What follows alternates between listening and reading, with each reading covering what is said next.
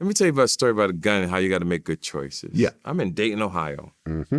and I rented a car from Avis. Yeah. And I'm driving the car for a couple of days. Okay. Pull up to my show, and I'm parking outside, and I open the armrest. Mm-hmm. There's a 9mm Glock in the car. It's a rental car, though. It's a rental car. Okay. Pick it up. I take pictures of it, send it to my mom. I said, yo, keep this motherfucker. Oh, I wouldn't touch it. Now watch what's going on. Okay. I'm watching Snowfall, so Franklin Saint is in my system during this week for some reason. This is recently? Yeah, this is recent. Oh, okay. Yeah, this happened early this year. Yeah, okay. I'm like, I got to get this motherfucker back home. And my friend was like, T, I don't think you should. Whatever you do, don't send that motherfucker on the plane or the mail. So I'm thinking. So I left the gun in the glove compartment. Couple more days. Now I got to go to Columbus, Ohio to fly out to catch a flight. Mm-hmm. This is why I'm proud of myself, because me and you always talk about choices. Mm-hmm. And I said to myself, what are the consequences of this gun? Yeah. If I get it, I'm going to shoot somebody and somebody's going to die. I don't want to do that. Mm-hmm. The cops pull me over and they find this gun. Who knows how many bodies it has on it? And I said, this gun was in, I don't know who gun that is. They are not fucking going to believe me. Of course not. Not at all. Especially with your fingerprints on it. Especially with my fingerprints on it. So I got up early, like 3 o'clock in the morning before I went to Columbus, Ohio. There was a lake by me. Threw it in the lake. I went down on the side of the road. I took the clip out, I threw it one side, and I threw the gun in the water. I throw it, the motherfucking gun land right on the sand. Don't get to the water. So, me being conscious of if somebody gets this, go in the wrong hand. Now I gotta go down this embankment on the fucking highway. At 3, 4 o'clock, I don't know what's down here if I'm gonna make it back up. Right. But now I feel responsible because I threw this damn gun and it didn't make the water. I walked down there and threw the gun in the water.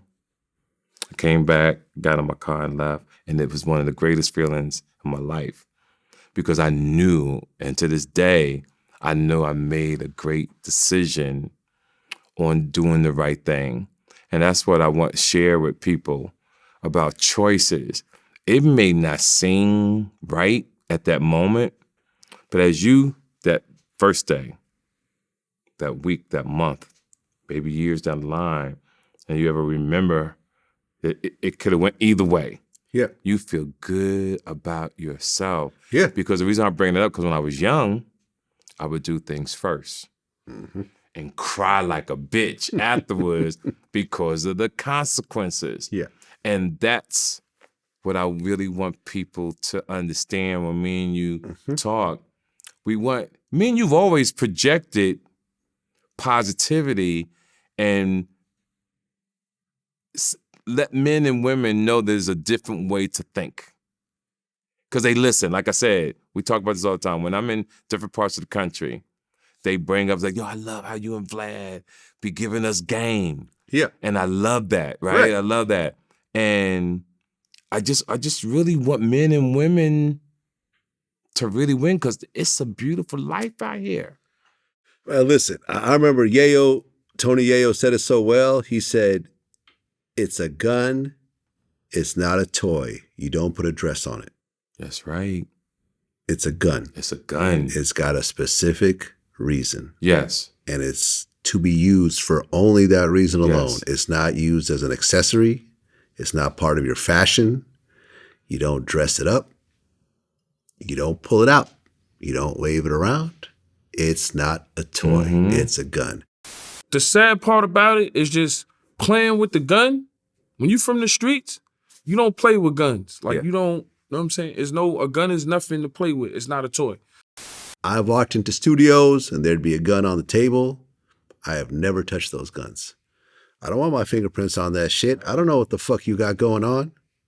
I'll touch my guns. I got guns all through my house.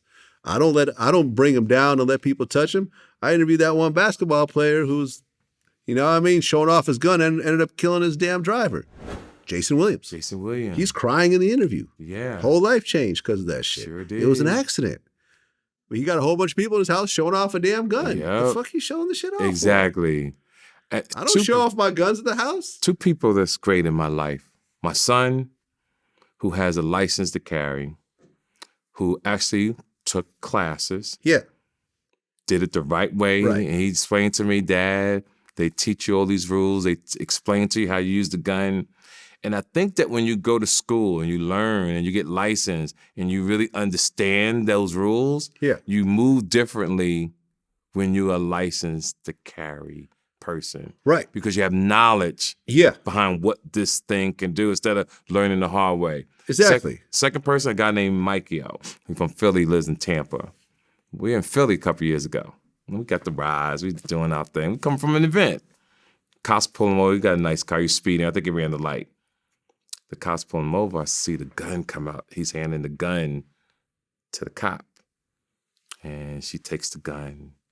And next thing I know, I see some paperwork. Mm-hmm. But I'm telling the crew, we got to go get him out of jail. Fuck, here we go. Oh, man. And 10, 15 minutes later. It's all good. She's giving the motherfucking gun back. Now, to me, I've never seen this in my life. He's got paperwork. And to the gentlemen out here, women too, do the right thing. Yeah, if you're going to have a gun and you're going to carry it around, get a carry permit. Get a carry permit. You know, and I think the best example of this. Shout out to Mike Hill. Shout out to my son, Aris, too. The best example of this is the Montgomery Brawl. Right? Montgomery, Alabama. I'm sure 3/4 of the people there had guns on them. Yes. Motherfuckers was hitting each other with chairs, and throwing each other in the water and beating up women and whatever else. Right. Not a single person pulled out a gun. That's so true. And you know what happened? Everyone's bruises healed up. A couple of people maybe did a couple of days, a week or so in jail, a couple of misdemeanors. Everyone's healed up and went on with their lives. So true. Nobody got shot. Nobody got shot. killed. That's right. You know, you are the first black man who swam to a fight. Yeah, so true. You know what I'm saying? Right. He made history right there. Right. And people went on with their lives. But I bet you go into a place where a whole bunch of people had illegal guns, who aren't trained, who aren't licensed. The gun came from the crackhead down the street. Motherfuckers have been firing off, shooting. It would have turned into a bloodbath. Some people would have died. People are going to be in prison forever, whatever else.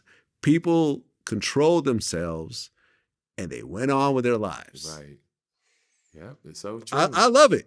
I love it. It was a decent fight. It was a decent fight. No one died. No one died. Because one thing you know, and they know too, once that trigger pulled, man. Yeah, it's all over.